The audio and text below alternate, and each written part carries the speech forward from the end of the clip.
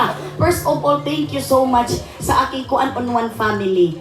Dahil talagang nagbigay ulit sila ng chance na makasweldo tayo sa season 2. Yung talagang nagkaroon ulit tayo ng biyaya dito sa season 2 kasi alam mo naman tayo na kung ano lang ibigay sa atin, kontento naman tayo kung ano din.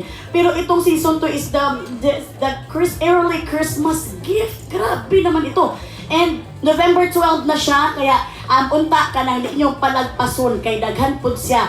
Bara ko sa mga Bisaya, Tagalog pa dyan, masyak talaga kayo kasi diba yung iba hindi na-expect na si Ma'am Shira si Bisaya, diba doon sa season 1. Ngayon, marami din kayong hindi ma-expect na Bisaya pala to si Kuan. Oo. Kaya talagang abangan nyo. And sobra akong thankful sa mga Kuanisens natin, na mga Tagalog, lalo na itong mga press natin. Bakit, Lady Morgana? Yeah, bakit?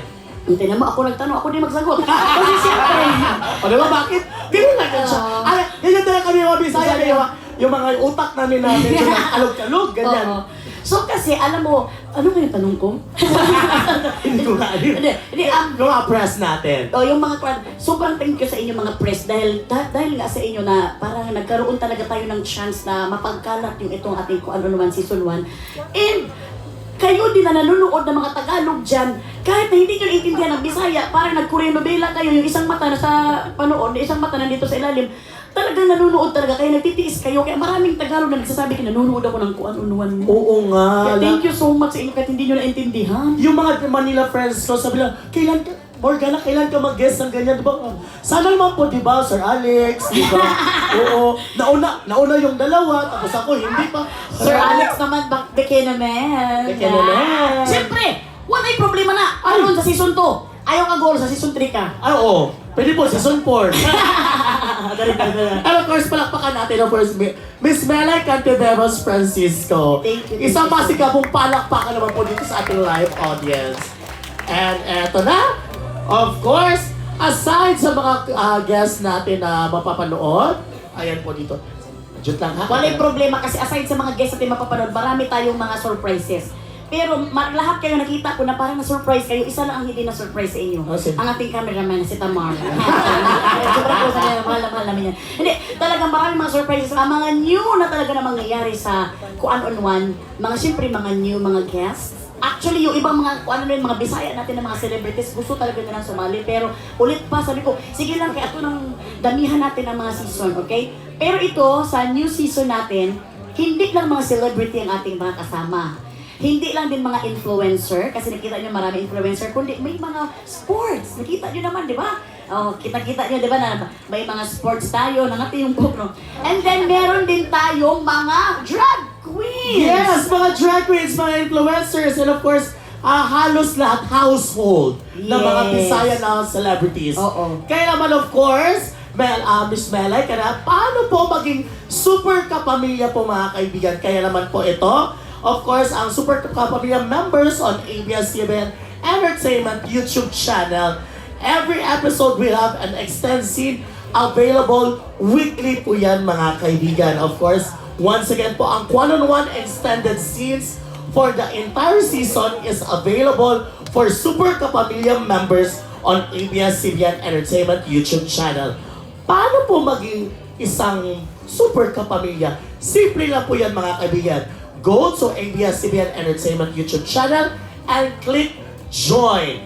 Again, sa mga Bisaya, paunsa paghimo og member diya sa YouTube, sa Super Kapamilya, simple lang. I-click lang ninyo o join dito sa YouTube channel sa ato ang Kung Ano One, which is ABS-CBN Entertainment sa YouTube. Correct? Yes. Correct. Correct. Ikaw nagtanong, ikaw po ng balik na correct gihapon. Correct gihapon.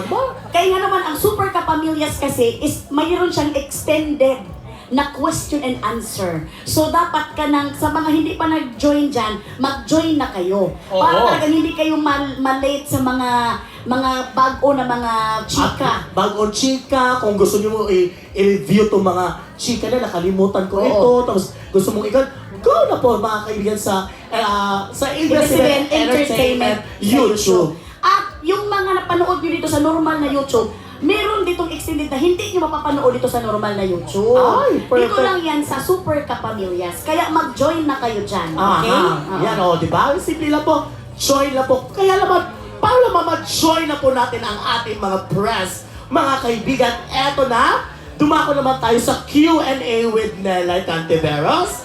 Ano kaya reaction at inihanda ng mga tanong sa mga press po para kay Quanti Melay. Pero meron po tayo dito sa press natin na sa online, of course, via YouTube. Kaya eto na po mga kaibigan, let us all watch this. Sa ating first question. Maayong hapon, Milay, akong pagtibaya sa kalampusan sa imong online show. Congratulations. Ang akong pangutana, kinsa sa nangagili mo nga na-interview nga nakulbaan ka og maayo o nga namang gikulbaan ka nga atong gayuna. Akong balikon, wala ko tiklasyon, no? Kinsa ang nangagili mo nga na-interview nga nakulbaan ka og maayo o nga namang gikulbaan ka og maayo ni atong gayuna. Daghang salamat ug maayong hapon. Yes! Ayan po, of course. Ayan po ang ating first na nag-interview sa'yo from press. Si Sanden Anadia from Banat News. Of course, i-translate ko lang po sa mga Tagalog natin ng mga press. Yes. Sa lahat po na na-interview po ni Melay sa mga celebrities, kanino daw siya kinakabahan at bakit? At bakit siya kinakabahan? Ganon. Sino nga yun si Sir nga? Yan si Sir Sanden Anadia from Banat News. Si Sir Sandel, actually mas kinabahan ako sa tanong niya. Dahil nagkapares kami ng ngipin. I love you, Sir Sandel.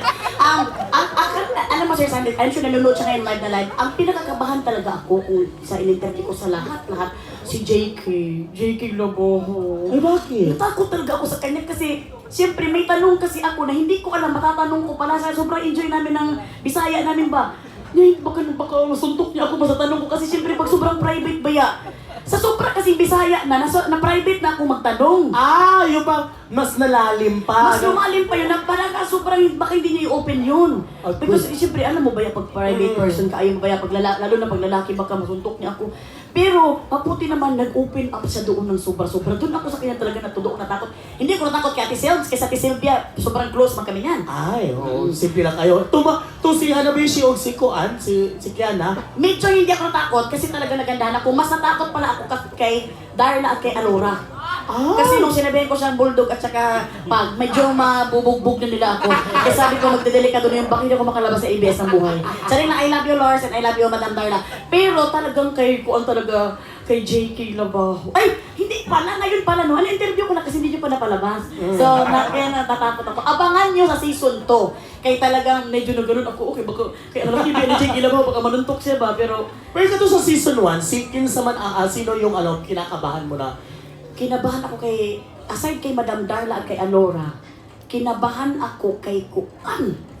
Si Guwapa, Tangkad, Puti, Kimcho, Bina. Wala ako na kinabahan kay Kim Cho at kay Maymay, kay sobrang close kasi kami yan. Kay Ma'am Shirej ako kinabahan. Ay, Ma'am Shirej? Oo, kasi sobrang close kami ni Ma'am Shirej, pero kinabahan ako kasi siyempre, ako lang, magkasama din kami sa magandang buhay.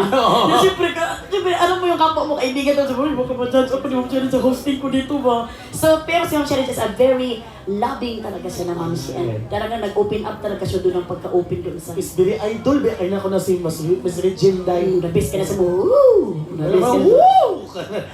Okay, so eto na po mga kaibigan. Next natin is from Ace Perez, Ace Perez, content creator from Hi, Davos. Nanay Ace Perez here. Congratulations sa Season 2 sa One on One. Ang akong pangutana, sa tanawin mo unsa ang kinaiya na common sa mga Bisaya, ang usa sa mga nakatabang sa ilaha para maabot ang ilang mga pangandoy. So, sa mga friends natin na Tagalog po, ito po, i-translate ko po. Sana po, sir, sa ating production po at sa maging translator po ako ngayon at ma-invite po ako sa season 2. Eto na nga, ano daw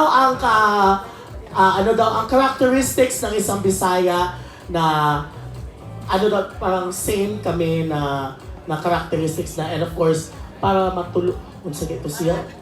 para lumaban sa buhay at para maging isang perfect at go. Naintindihan na nila. Okay. Sir Ace, salamat sa tanong mo, Sir Ace. Ang characteristic talaga ng Bisaya na which is meron tayong dalawa baya na sino yung mga Bisaya dito is yung kaisog sa Bisaya pakaisog or sa Tagalog katapangan. Katapangan. Kasi siyempre kung sa totoong real talk lang tayo, ang Luzon is sentral talaga to ng Pilipinas. Ang nasa Luzon talaga, kung galing kang ibang bansa, bababa ka muna ng Luzon bago ka pumunta sa mga provincial, di ba? Pero ang mga Bisaya, ang layo namin sa sentral. Andun kami sa Puwetan, kung di man sa Puwetan, sa Paahan. Oo. Pero lumalaban pa rin kami kahit feeling ba namin na ma-OP ba kami, mahiya ba kami. Wala, hindi namin iniisip yan, hindi namin iniinda kasi iniisip lang namin makamit namin ang pangarap namin. Yes, and of course, isa sa mga katangian din sa mga Bisaya, kagaya namin ni Ma'am Shimelay, is yung kahit unang kilala natin ng mga malilenyo, very accommodating kami. Yung parang, yes, ayaw namin lahat na ma-OP, ayaw namin lahat na lahat namin, gusto namin i-entertain lahat. Yes, at ang mga Bisaya, pag ikaw ay taga Manila, tapos pumunta ka ng Mindanao, talagang akala namin first honor ka, at akala namin mayaman ka. Kaya alagaan ka talaga namin, kahit wala kaming pambili ng merinda, mag-utang kami para ipakain sa'yo. Yes, yung mag-utang kami ng mga dilata, kung hindi yung mga pansit canton sa labas. Oo, talagang ibibigay namin yun sa'yo, kasi ganoon ang mga Bisaya, kumbaga hospitable ka. Yes, very hospitable. And of course, kami kung trustworthy and arisgada kaayo ka lang, wala kaming inaatrasan. Oo, nakaw lang yun, hindi kami nakikinig sa mga negative. Yes, so, good vibes lang. Kaya naman, hello Dalagon tayo dyan. Yes! Hooray! Hooray! Correct! And of course, ayan. So, eto na, tapos na tayo sa ating online. Proceed naman po tayo sa ating mga kaibigang press and of course influencers na nandito sa atin, mga live audience natin. So, unahin natin of course, si Liza Marinas from Click Cebu. And so, basahin ko lang po, at saka since wala naman po siya, eto yung tanong niya. Unsa ang pinakanindot na compliment nga imong na-receive as solo host? So, I will translate it in Tagalog. Ano ang pinakabonggang compliment na na-receive ni Miss Melay as a solo host? Alam mo, sa totoo talaga, weakness ko talaga yung compliment. Sobrang weakness ko talaga ang ma-compliment kasi mahiya talaga ako kasi ayoko pag mahiya talaga ako dahil feeling ko nga hindi ko nga deserve na i-compliment. Sobrang saya talaga ako na pag nag-smile na kayo. Sobrang, ang pinaka-compliment is yung sabi nila na kuan ko daw, na kaya ko daw mag-isa. So yun ang parang sa akin, parang sa feeling ko, salamat naman Lord. Uy nga, una di ba nung nag-open ako sa inyo, nasabi ko kinabahan ako dito, baka hindi ko makaya itong solo na kwento. Pero sobrang happy ko din, Bisaya, na pagtagumpayan ko. Pero yung sinabi nila, parang nagbigay sa akin ng courage ba na, ay salamat Lord, kaya ko pala. Pero sa totoo lang, weakness ko talagang ma-compliment. Kaya gumagaling yung mukha ko, kasi parang ayaw kong makanang maniwala. Diba ka na yan, mga Bisaya, parang ayaw ko. Yes, ayaw mo mahadlong ka na maulawan. Hindi naman sa mga takot akong mahiya, pero yung mahiya ako ba kung deserve ko ba yung sinasabi niyo? Char na mahiya talaga ako. Pwede ba kung balis na lang ako ngayon? Basta yung compliment talaga, mahiya talaga ako dyan. Uy! Yeah, pero you deserve it. You deserve it from the very start and until now na isa ka sa aming inspirasyon na ay, nakayanan ni Miss Melay Cateras as solo host. Why not kami naman, mga kuya, ikaw yung namin, isa sa mga mother na mga Kabisayaan. Ganon. Ay! Grabe na po na siya. Ay! Season 2 dyan din siya. So, eto na. Next is Sir Alan Sancon from Stars Photog. Ayan. Parang medyo delikado yung sinabi mong word na photo sa Bisaya, yun delikado yun. Lahi po to siya. So congratulations Melay, dito sa season 2. Nandito rin kami nung season 1, no? Kaya nga sir, salamat Sir Alan sa inyo. Uy, lagi kayong nandyan pa. Actually, in-expect namin na dahil sa galing mo mag-host, magkakaroon ng season 2 talaga. Alam ko, At ito na nga yun, di ba? So, yung tanong ko Melay, sa dinami-dami ng mga celebrity na guest mo kanina, ay nung season 1, paring sino ka yung yung parang memorable na in-interview mo? Sabi kanina yung medyo kinabahan ka, di ba? Pero ngayon, ano yung memorable dun sa mga in-interview mo at sino yun? Bakit? Ako talaga, sinasabi ko talaga nung kay Tamar na, yung pinaka-memorable talaga sa akin na na-interview ko, si Kim Chu talaga. siya ang first interviewer at siya ang reason kung bakit talaga din ito umabot ng season 2 dahil din sa mga guest ko. Hindi ako to kundi sa mga guest ko. Number 1 na dyan si Miga ko dahil kaya umingay talaga yung pagka-opening ng aming season 1 kasi si Miga ang number 1. Alam mo bakit? Kasi pag ini-interview kasi siya, napanood ko natin interview ni Miga kasi idol ko siya, hindi pa ko nag-artista eh. Napanood ko rin siya sa Chris TV, napanood ko rin sa Magandang Buhay. Iba yung sagot niya sa Tagalog eh. Nung nag-Tagalog siya nasagot, parang yung sagot niya parang tinatranslate pa niya sa utak niya yung gusto niya isagot. Pero nung nag-Bisaya siya, panoorin niyo yung Bisaya niya na sagot, walang no holds bar. Oo, parang... Kasabot ka sa gingon? Naintindihan mo yun? The holds bar is the bar of holds. Yes. Wala siyang parang tinatago. Isang tanong, mabilis agad yung pagkasagot, hindi na niya pinag-isipan. And kung papapanood yung season na yun, yung kay interview ko kay Kim Cho, kay Mika, talagang galing sa kaibuturan ng kanyang puso na marami talagang na-amaze din doon sa kanyang wisdom na sinare na doon sa Kuan on One. Please, replay. Nag-replay pala sa usan. Thank you, Thank you, Melay. thank you so much. Yung second question ko sa'yo, dahil season 2 na ngayon, at sabi mo nga, maraming expect pa ng mga guests, di ba? Ikaw kung may choice ka, not just celebrity, even siguro kung ano man yan, politika man yan, or kung Hollywood man yan, di ba? Sino yung gusto mong i-guest sa one-on-one mo? Season 2 or season 3 or kung susunod ng mga season? Ako'y salamat. Salamat talaga Sir Alan. First of all, thank you so much Sir Alan. Over-supportive talaga si Sir Alan lagi. Actually, kulang na lang magkagusto ako dito kay Sir Alan eh. Kasi talaga yung paglabas ko ng PBB, talagang lagi niya ako sinusundan. Kaya nga nung naglalakad ako sa kanto, parang si Sir Alan to. Ba't pakilang na pala no? Sir Alan, thank you so much talaga. Lagi talaga itong supportive sila. Uy, ako, sino yung Sir Alan? Sino yung guest ko na talagang... Kung may choice ka, Ay, sino ako ang gusto ko talaga sa politika. Siyempre, ang very own namin sa Jinsan, si Manny Pacquiao. Kasi alam mo naman, pag Bisaya, talaga gusto ko itanong kay Sir Manny Pacquiao, na unsa ang feeling, ano ang feeling na maging ganito ka-powerful, yet very humble. Kaya hindi mo ba yan makitaan niya ng mga alahas sa katawan, di ba? Hindi mo makitaan niya ng relo lang yan, isang relo lang yan. So, gusto kong malaman paano kasi because the wisdom yung makukuha natin sa kanya. At kung ngayon na ganito ang buhay nila, paano sila sa bahay? Mariremain pa rin yung pagkabisaya nyo eh. Kahit mayaman kayo, yung pagkabisaya nyo, andyan pa rin. Yes. Oo. So, si Sir Manny, and then si International. Hollywood. Gusto ko sanang interview si Paris Hilton, pero Bisaya ba siya? Hindi ko kasi alam kung may mga Bisaya ba doon. Basta, kung sino ang Bisaya, gusto nating malaman na makakuha tayo, makapulot tayo ng inspiration or aral doon sa kanyang journey sa buhay na dito ba, no? Correct. Thank you. Ikaw, Sir Alan, pwede bang ma-interview ka? Bisaya. Yeah. Thank you, Sir Alan. Congratulations. Yes. Sana magkaroon pa ng season 3, season 4, season 5. Yan. Congratulations, Melay. Salamat ka. Yes, thank you so much, Sir Sa season Alan. 100 na tayo, matanda na tayo. Kamusta na kayo dito? Ako man, ang stage siya na. Eto na. Next is Nika Sabio from Push. Hi, Mel. I'm Nika from Push. Angelica, next ka. First, syempre, congratulations, Mama Shi. Grabe. We enjoyed one-on-one. Ako personally, I don't speak Bisaya, but I enjoy watching it.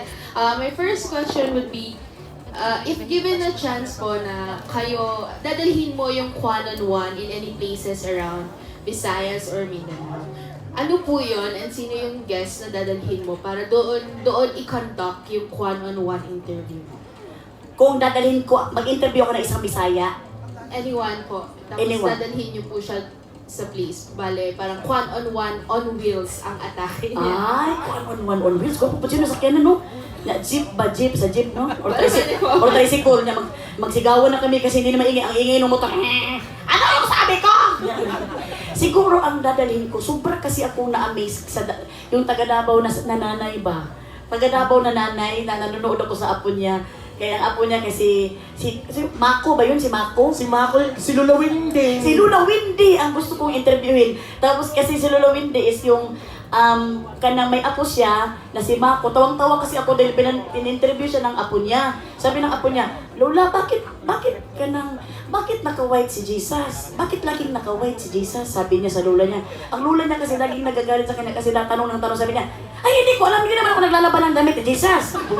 So talagang tawang kasi alam mo yung humor kasi ng Bisaya, yung hindi naman siya hindi yun pinagginawang pagtatawanan sa kuan. Pero alam mo yung humor ng Bisaya dahil parang same kami ba dahil ako makulit din ako sa lola ko, makulit din yung mga anak ko. So parang nakaka-relate kami. So si Lola Windy, tapos gusto ko siyang i-interview dito. Yes, si Lolo Winding. And of course, update kay Lolo Winding ngayon is, si Lolo Winding po ay nasa hospital and she's recovering right now. She's recovering right now. Pwede Yes. ba mag-alis mo na ako ngayon? Pero recovery sa Nayo si sakit niya ubo. Oh, wala siya hubak. Nagkaroon pa ng update.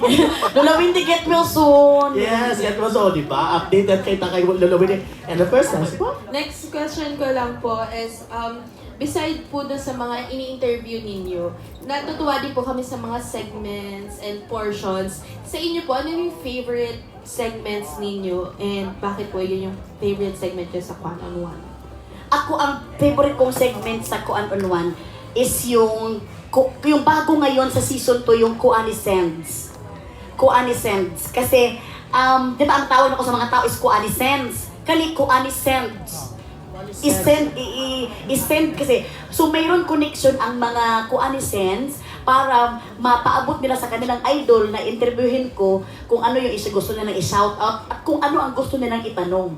So, prior sa interview ko kinabukasan, ngayong gabi magpo-post ako kung sino yung aking i-guest. Magtatanong sila para kung ano yung gusto nila itanong at makakarating yun mismo sa kanilang idol na i-interviewin ko. At Ay. shout out pa sila sa Kuan on One. Ay, perfect! Yung Kuanisens. Kuanisens. Yes. Ah. Thank you so much, Mika. You're so very... Bini Mika? Ayan. Thank you so much po, Miss Nika from Push. Next is Miss Angelica Villanueva from Manila Standard. Hello po. Hello, Very Miss congratulations sa Season 2 and of course sa Season 1 din. My question, two questions na naman.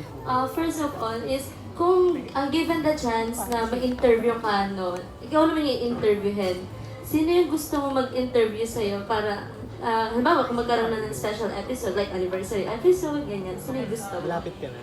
Ako ang gusto kong mag-interview sa sarili ko. Sarili ko din.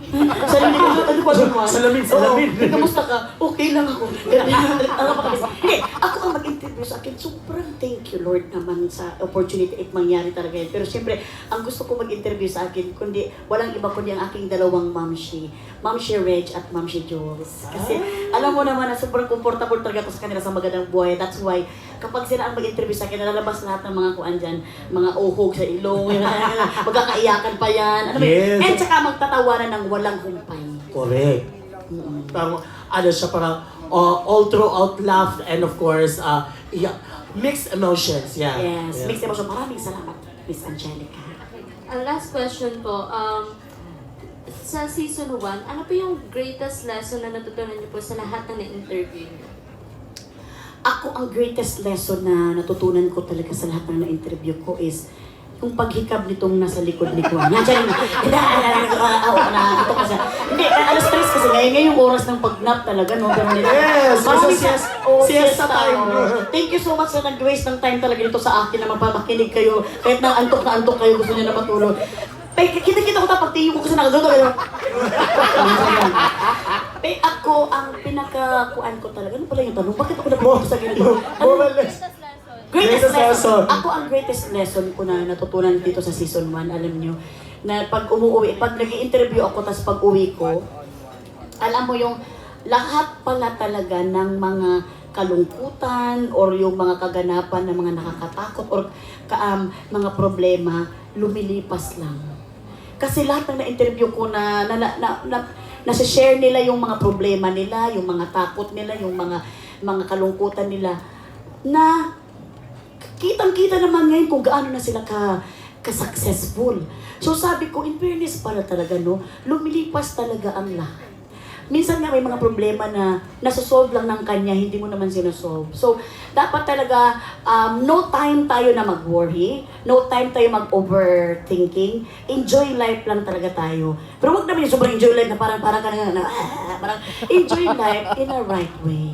This is the way. So, yun ang natutunan ko na talaga namang lagi tumatatak sa lumilipas ang lahat. Yes, lumilipas ang lahat at huwag tambayan ang problema. Yes. Ganon. Kaya eto, thank you so Thank you much. so much, Miss Angelica. Miss Angelica Villanueva from Manila Standard. Next is Mr. John Bueno from Kumagao.com. Hi, Melay. Hello. Ayan. Thank you so Yeah. much. First of all, congratulations. The first season, and of course the second season. English pala kasi kumangkaw. English pala. Well, I will translate it for you. Thank you so much. Okay. Pero kapal ako mag-Ilonggo. Kabalo mo din siya din. Hirapan ba kayo nito? Salamat.